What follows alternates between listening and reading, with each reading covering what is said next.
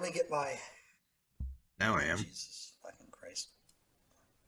But the Zoom call is only 32 minutes long. Or, well, 34, but, you know. Even though it says 40 minutes, it's a freaking lie. We're recording. We're recording now, yeah. Hi, welcome back to the Carry Handle Podcast. It's me, Kevin, and I'm here with my buddy, Bryce. Bryce, are you there? It sounds like he is. He's laughing. He may be alive. Oh, God. Can we go again? Now he wants to go again. I'm sorry. And I'm just going to... The way you did it, so it sounded like someone flicked your asshole or something. You're like, hey! All right, and we have the first scrubbed audio marked down. How many can we get? Hey! All right, let's try it again. Center. Hi, welcome back to the Carry Handle Podcast. This is me, Kevin. This is me, Kevin. Bryce doesn't like that. No, I'm still laughing. I'm stick up my ass. A dick up your ass? I said stick, and you know. Oh, okay. All right, sorry. I was laughing for the last. Okay. All right, I'm good. Let's do this. Hi, y'all. Welcome back to the Carry Handle Podcast. It's me, Bubba, and Bryce is over there laughing. Coming to you from Middleburg, Florida. Hey, don't you howl from my hometown. I'll shove a log so far up your ass you won't know where it came from. All right. Let's go for real. All right, let me get some water. Hold on. Oh, you know what? I'm gonna do that too.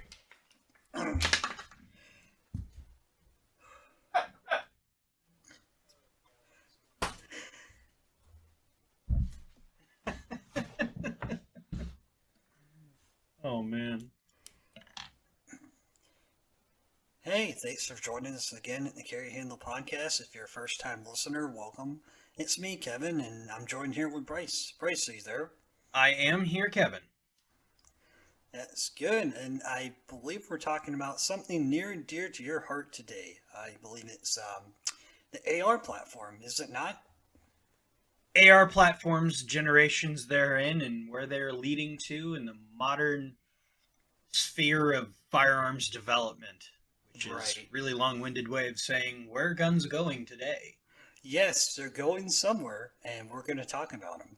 First, and hopefully this whole podcast won't be Kevin doing his ASMR voice the whole time. Well, my AMSR voice is very serious. Is it AMSR? Is that what it is? You're getting off track. I'm already off topic. All right. God. Well, so a little change to the podcast this go around is I actually have somewhat of an outline sitting in front of me. I'm very proud. And it took him all day to make it. That is rude, yet accurate. So let's get into some ARs, and I actually have this titled AR Generations. I was listening to a podcast from another YouTuber and podcaster, and he was talking about the development of the AR-15 and where it started and where it ended up. And basically, so if you're familiar with Small Arms Solution, he talks a lot about AR-15s. He has a couple books on them. I definitely recommend Black Rifle and Black Rifle 2. They're great reads. They're a little harder to find as of late, but they're definitely great material. But basically, in his podcast, he was doing a questionnaire with the founder of LMT, Lewis Machine and Tool. They were talking about the different generations, and I kind of wanted to talk a little bit about that. So basically, what I gathered from that is you get your first generation rifles. So you get your Air Force rifles like the 604, which is really what springboarded that into military service, which is. It got a direct lineage right to the XM16 and the M16A1s. Obviously, with no forward assist and shell deflectors and things like that got added incrementally later. Oh, the idiot button. You're talking about the idiot Actually, button. I was talking about the sniper's button. Oh, yes. Yeah, the sniper button, buddy. Right. Eugene Sterner cried putting that on. Well, there's actually a really famous video of him shooting one of the first M16A2s, and the first thing he does is he seats the magazine, racks the bolt, and then he rolls it over and looks at the button and just like taps it and looks at the camera like, what the hell? Yeah, didn't they have to take a case and bend it up just to prove its Yeah, usefulness? so they were basically trying to deform a case and then making a case for the forward assist to say, hey, this messed up round won't seat unless you have something to beat it in. And obviously really that's not really a fair and balanced test, but Big Army wants what Big Army wants, and they really wanted a Right. forward assist. Didn't they have a couple of issues with the powdering for the rounds that they had for the first generation? So they had some issue. They settled on one cartridge, and Hmm. there's a really good book about the development of the 604 to the M16 to the M16A2. It references the M14 and the M14E2, Hmm. and basically the trials that this rifle, the literal and figurative trials this went through in development. And one of the problems they had was just inadvertently or just out of nowhere changing the ammunition that was used, and more specifically the powder they used in the cartridge. And then they started blaming the rifle when the rifle wasn't necessarily designed around it. Right. So it had different pressures, and the gas system wasn't necessarily designed for it, and so there were a lot of teething issues. And the rifle specifically didn't seem to like to work in full auto, which is kind Right. of interesting. It's almost similar to putting premium gas in a regular engine. You can do it, but the engine's not going to like it. Right? Yeah. For layman's term, that's a great way of putting that. Yep. Just so we can touch on some of the people that may not be as nerdy as you or I. I wouldn't say this is nerdy. Well, you wouldn't say a lot of things, but that's why I'm here, folks. That's true. To So you get your first generation rifles, like I said, 604, XM16E2, and the M16A1s, and then so that's really where it ended up settling in. And then you Right. start getting your next generation rifles, like your M16A2s. So you Right. started getting updating sighting systems, updating furniture, and then so really they're updating the handguards and your sight system, which they got from the M16 LMG project. So did they leave the base guts alone from the 16A1 to the 16A2? With the exception of the fire control unit, they had a burst unit in that system Right. initially. Yeah, the good old stop wasting ammo. Right. It was a hardware problem to a software issue, or a hardware solution to a software issue. Right. Basically, the idea was we're using too much ammunition. These guys are dumping too quickly on full auto. We need to mechanically limit that. The problem with the burst unit in those rifles was the biggest problem mechanically was it had a memory. So if you press the trigger and only fired one round, your next trigger press you'd get 2 rounds. Or if you shot 2 rounds, you'd only get 1 round the next trigger press. Oh, that's And interesting. So yeah, there's anecdotal things that kind of go along with that, and then people were like, "Oh my God, well, what happens?" I mean, psychologically, you think you're going to get however many rounds. You think it's a stoppage, so you cycle it, things like that. But Well, maybe it led to more accurate shot placements on single fire because they knew the burst fire was foobarred. I don't know. I don't have any evidence to support or Disprove. not disprove that. Yeah. So, but realistically, I think burst mechanisms are interesting, especially when you start getting into super high rates of fire, like in Right. certain AK variants or Like the variants. AN-94. Yeah, like the well, I wasn't gonna get into AKs, but yes, like the AN-94. But that had such a high burst rate that made sense. But the cyclic rate on those rifles, specifically like with M16s, doesn't really make sense. I don't think. So we're on the M16A2. That's generation 2. And That'd be that's your like, second generation. You start that came updating your out fire in- control. what, the 70s to the early 90s?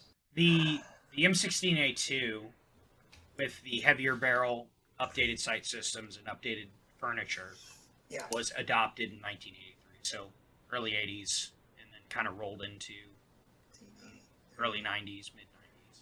The next official the next generation would be your M4s and your M4A1s. Now, they were developing a shorter rifle for a while. They had CAR 15s in Vietnam for the Green Berets and the special units that were running Right. shorter rifles. Right. Now, a lot of those weren't necessarily standardized. They hadn't really figured out barrel lengths and gas systems.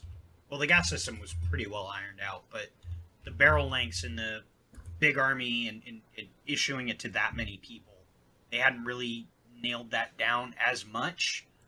So a lot of them were experimental, like the XM 177s. I mean, those were Right. experimental XM, right? So they hadn't been really ironed out. Now, once you start getting into your M4s and your M4A1s, that was a standard issue rifle where they started they started replacing the M16s, and like the latest generation, the last generation of 20-inch rifle was the M16A4, Right. and that the Marines were holding that flag for however long. They were keeping the 20-inch muskets, right? And then they tried to repurpose them for the their special purpose rifles, the 20-inch folding front gas blocks, SAMRs, or whatever their SPR program was. Basically, the Marines' response to what would essentially, what I would consider is like a big response to a Mark 12 or any of the SOCOM rifles. It wasn't a SOCOM rifle, but it was already in inventory, and they could implement those from basic stock they already had. Now, with that being said, they had different barrels and things like that, but for all intents and purposes, it was a standard 20-inch M16. Right. So your true third gens, again, would be the shorter carbines. So in that would be the operative word. We started realizing we didn't need as much range, or at the current time in the battles we were fighting, longer rifles. It was harder to clear buildings. We weren't engaging out to 600 yards as frequently as we thought. And the close quarters combat was more of a so there was more of an emphasis on shorter, more nimble carbines with a similar ballistic capability. Obviously, it's not, because then you can start getting into your 55 grains, your 62 grains, 69s, and 77s. But I mean, you know how I feel about the Mark 262, so we'll leave that for another conversation. Oh, that would be a whole video, ladies and gentlemen. That'd be its own thing altogether. The Motto and the Mod 1. We're moving on. Yep. So once we started standardizing on a rifle length, which would be like a 14.5-inch rifle, right, or a 14.5-inch carbine, that started bleeding more into the civilian market. Now, obviously, we had crossover before that, but typically what happens, and you've seen this with Berettas, you've seen this with ARs, you've seen this with M14s, you've seen it with the newly adopted M18s and the M17s, which is to say, if the military has it, civilians typically want some variation of it. Ideally, we'd get that rifle, but that's not how that works. So we end up getting a different version, unless, of course, we go into surplus. But, so typically what ends up happening is we end up getting a version of that, and then the civilian market kind of does their own twist. Now, for legality reasons, for us not to have to pay a $200 tax stamp, a rifle's barrel or a carbine's barrel or an AR barrel needs to be 16 inches, and that's true across the board. Really? So what ended up happening is in this, and I promise this is going somewhere, and what ended up happening from Gen 3 to Gen 4, and we'll touch on Gen 4 in a second, what ended up happening is we started realizing that the extra barrel length for an M6 or for an AR-15 from 14.5 to 16 inch, because for it to be legal it needs to be 16 inches. That extra barrel length was not optimized for the true carbine gas system. It's an inch and a half or inch and a half more, but it's not optimized for that gas system, which is a shorter gas system than what the M16 was. Right. And then obviously we don't have to have a special barrel length for an M16, which is 20 inches. Correct. So rifle length gas system, 20-inch barrel, that's how it was designed, right? Yeah. So that's smooth shooter, great gun. Now, what you ended up happening when you ended up with a 16-inch M4 pattern rifle is they're a little harsh. They're not as pleasant. And typically as a civilian shooter, we're not necessarily worried about rolling around in the dirt, getting shot at all the time. We're not necessarily worried about that. So we started changing up gas systems. And From what I understand, the next iteration, I mean, obviously we had intermediate gas systems and we had different gas systems between those, but the next more popular gas system was the mid-length. And that was specifically designed around the 16-inch barrel. So what you're saying is when they came out with the 20-inch barrels and the full-length gas systems, they put that into the civilian market, but they had to cut the barrel down to 16 inches. But they left the gas system. Is that what you're talking about? No. So M16 was originally a 20-inch barrel with a rifle-length gas system. Okay. Then we moved into more commonly available M4 or carbine length, which is a carbine length gas system with a 16-inch barrel. That's what visually looks like an M4 in your mind. If you imagine an M4, what you can go at your local gun store and pick up is it looks like an M4, but it has a 16-inch barrel instead of a 14.5-inch barrel. Okay. So they had that gas system in the 16-inch barrel. Yeah, so that would be the carbine gas system. Okay. Yeah. So then people were realizing that they're a little harder to shoot, they're a little harsher, they're a little harder on parts. Mm-hmm. They wear out a little bit quicker. I'm not saying that they don't work, because obviously you can get most guns to end up working if you tinker on them long enough. Right. But what ended up happening is we ended up developing a gas system specifically for a 16-inch barrel, which is what the mid-length gas system became. Okay. So that was specifically designed for a 16-inch barrel, where the carbine was specifically designed for a 14.5-inch barrel, and the rifle was specifically designed for a 20-inch barrel. Interesting. So the AR can be very reliable, but once you start messing with it, you really got to start paying attention to stuff like that and your gas location on the barrel and things like that. So you ended up the next generation, and then that would lead us into our 4th-gen guns. Right, most present day. Exactly. Stuff. Okay. So that would be your present day ARs from Knights Armament, LMT, and PWS. Now, real quick caveat, the Knights Armament gas system, they refer to it as a modified mid-length gas system, but basically it's halfway between a mid-length and an intermediate gas system, which is more designed for an 18-inch barrel, because obviously, like I said, you start messing with it and you start changing the dynamics of that rifle. So, but for all intents and purposes, these are mostly mid-length guns. So you get your Knights Armament mid-length, you get LMTs, you get your LMT Mars program or rifles, which have been adopted by Estonia, New Zealand, and then you get your PWS Mod 2-Ms or your PWS updated ambi PWS guns, and that's really what I'm talking about with these updated gas system and true ambidextrous interface. So, and PWS is personal defense weapon, right? Primary weapon systems. Primary weapon systems. That's why I ask you, because I don't know. That's okay. So that's an AR builder, AR manufacturer that's been around for some time.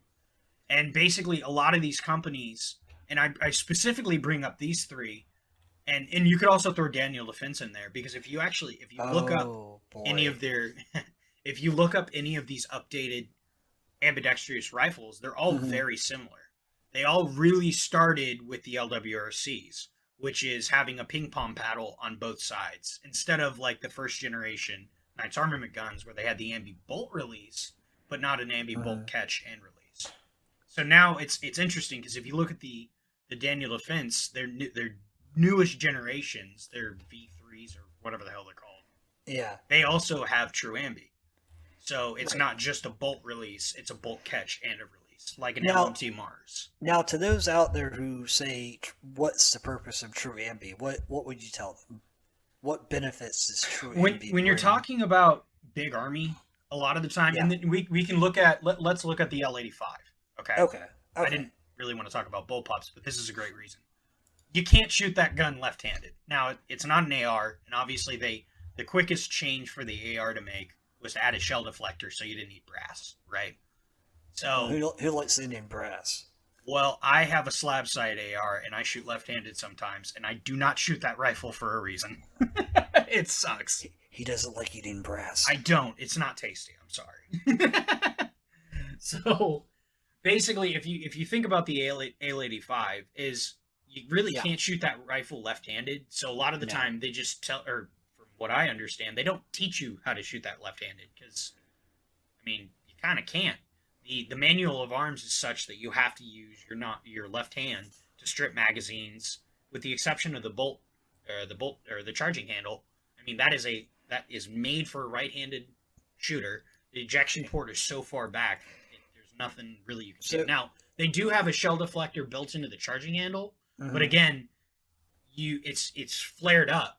So if you put your cheek on it, it's not specifically designed for a left-handed shooter. So what this does with the AR-15, with your ejection, with your case deflector, and you have true ambidextrous in terms of your bolt catch, your bolt release, your magazine release, your selector. We can get into tactics and how maybe you don't want all of that, depending on how you run the rifle. But specifically with Big Army, it's easier to say, hey, if you insert a magazine, you can just hit the bolt release for the same person no matter what. You're left-handed, do the same shit. Left or right-handed, so you can teach to a broader spectrum of people and not have to deal with the people. You don't have to specifically cater. You don't have to specifically have an instruction block for, all right, all you wrong-handed dumbasses, let's show you how to load a rifle. Right. Or the, what do you call it? Administrative actions. Right. So the biggest, now, if we're talking about right-handed shooters in regards to, or with regards to ambidextrous rifles, the biggest benefit for me for having a bolt catch and a bolt release on the right side of the rifle for a right-handed shooter is I can lock the bolt open with my trigger finger instead of having to take the gun out of my shoulder, put it on my waist, and then charge it while holding the bolt stop. Right, which is kind of a pain, you know. That's good. And that's kind of what they brought, that's what they're bringing into the newest generation rifles. Right. So, and then that can kind of lead us into, so it seems like the climate is people are starting to move away from the ARs. Now, this has been happening for years. Say it's not so. They've always been trying to unseat the Armalite rifle. Right, the King. So now I say King, obviously in other countries they have other things that they want. But, I mean, well, that's other countries. We don't care about them. But, I mean, you can even look into other countries adopting LMT rifles, or you can look at them adopting like the British, or the SAS, and the special, their Marine Service, special SBS, Special Boat Service. Special Boat Service, yeah. So the SBS, they use Demaco rifles, which is just Colt Canada and their AR-15s. So even they use AR-15s. So, I mean, with the exception of, I mean, there are obviously other nations that use other things. Even the Chinese have AR variants. Right. So, I mean, you can look at the Koreans. They use something called the K1 and the K2, but largely the interface is very AR. I feel like the AR is going to be around for a while, just because of the known variables of it. Well, at least for sure in the U.S. market, I would 100% agree with that. Yeah.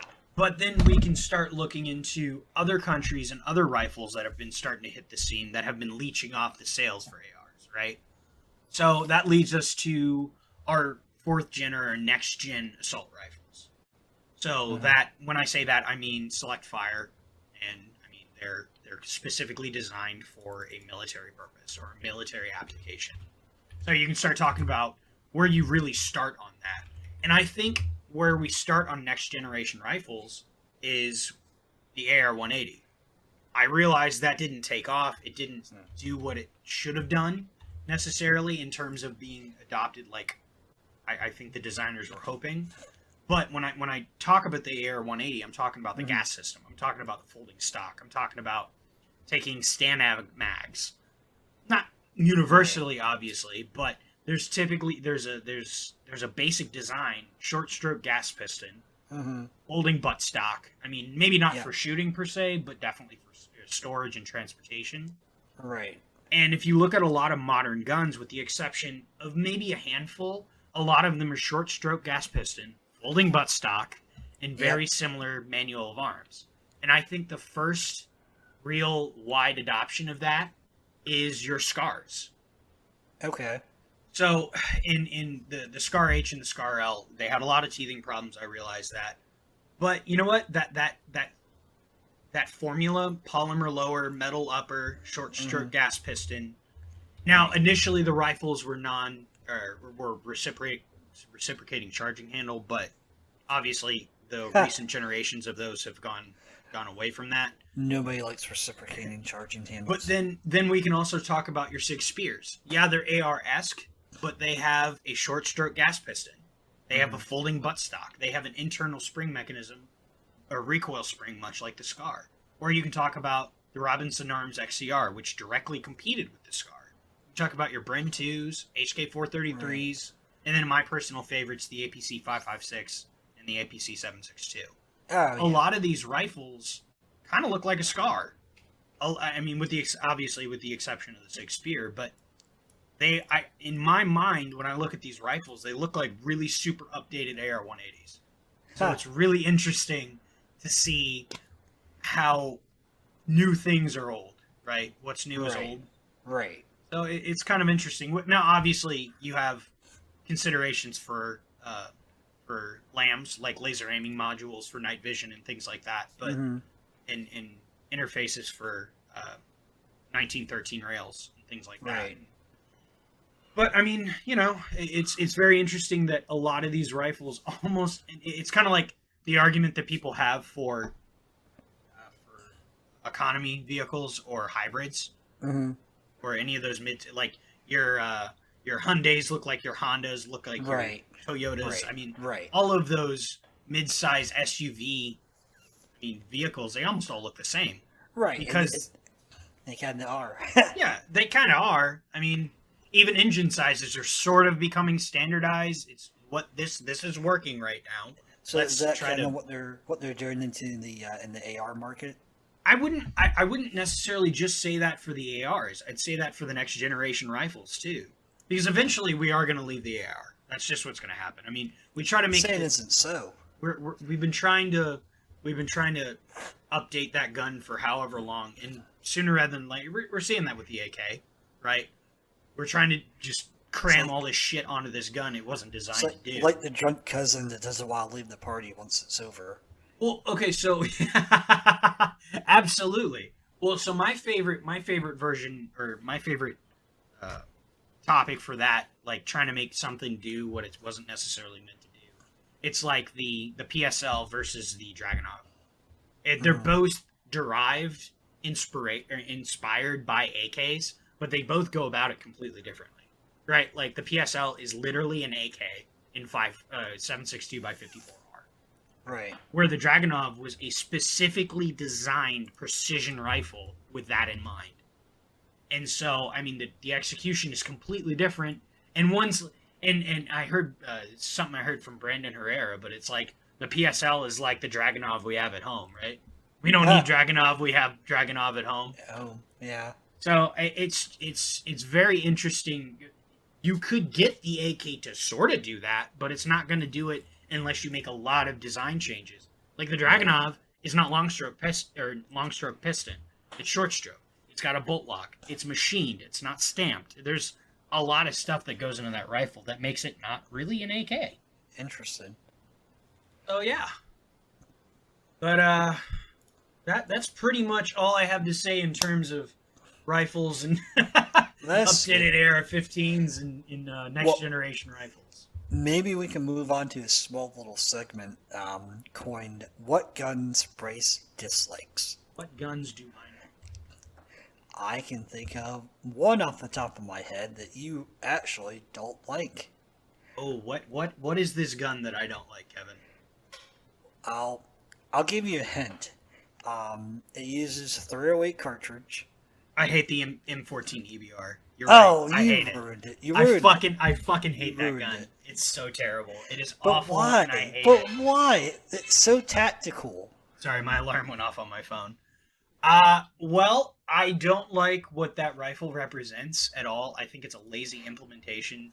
My biggest issue is we recognize the need for a semi-automatic sniper platform way too late, and then we had this gun in inventory, and we were like, oh, well, this is 308. This is sort of rifle-like. Let's see if we can make it accurate.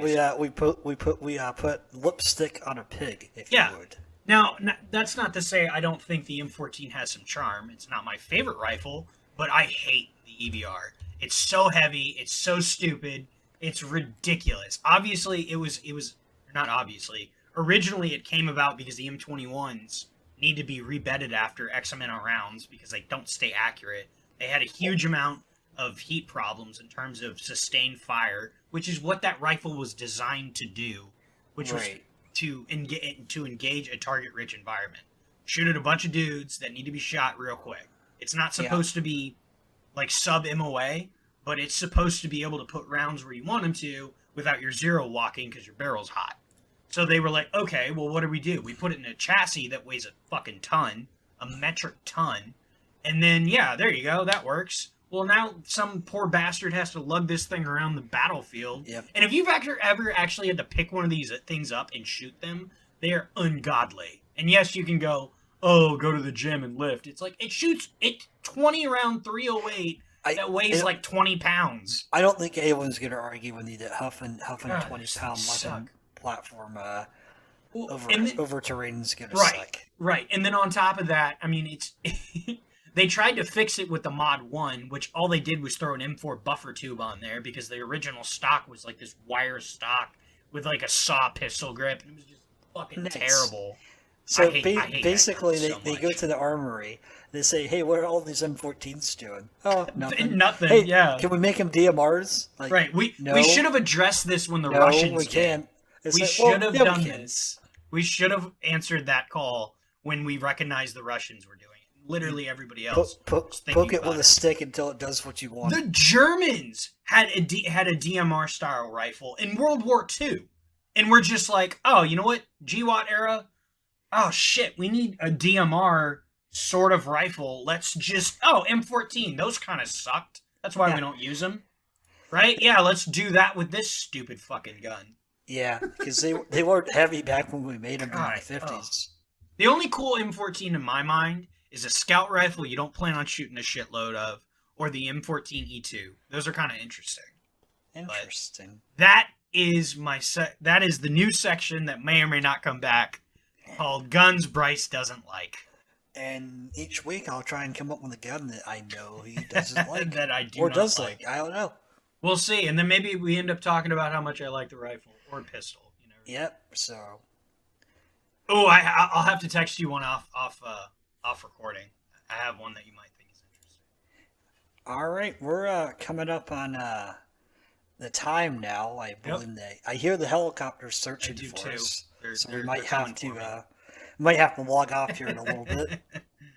All right. Well, thank you guys so much for listening, and we'll be back. Yep. I promise it'll be more regular. Thanks for tuning in, and we will see you next time. Thanks, guys. Bye.